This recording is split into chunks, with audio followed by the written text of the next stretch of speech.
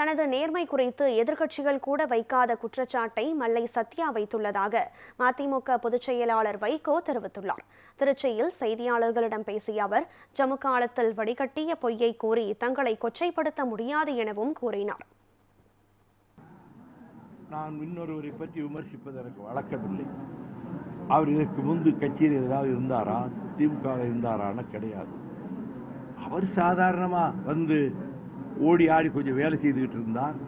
அவரை ஊக்குவித்து முதல்ல மாவட்ட இளைஞரணி செயலாளராக்கி, தங்கவேல் அவர்கள் போன பிறகு மாநில இளைஞரணி செயலாளராக்கி, அண்ணன் தத்துவ கவிஞர் குடியரசு இறந்த பிறகு கழகத்தின் துணை பொதுச் செயலாளராக ஆக்கி, 5 முறை சட்டமன்றத்திற்கு போட்டியிடவும் 1 முறை நாடாளுமன்றத்துக்கு போட்டியிடவும் வாய்ப்பும் கொடுத்து, தமிழ்நாட்டில் உள்ள எல்லா வேட்பாளர்களை விட அவருக்கு கட்சி அதிக நிதியையும் கொடுத்து, எல்லா விதத்திலும் அவருக்கு முக்கியத்துவம் கொடுத்து கொண்டு வந்தபோது கடந்த 2 ஆண்டு காலமாகவே அவர் இயக்கத்துக்குள் பல குழப்பங்களை ஏற்படுத்தி கொண்டிருந்தார்.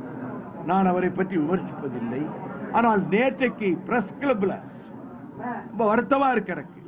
பத்திரிகையாளர் சங்கத்தில் போய் 250 கோடி ரூபாய் 1500 கோடி ரூபாய் வைகோ சம்பாதிச்சான் அப்படின்னு சொன்னா, நான் செல்வ செழிப்பான குடும்பத்தில் பிறந்தவன்.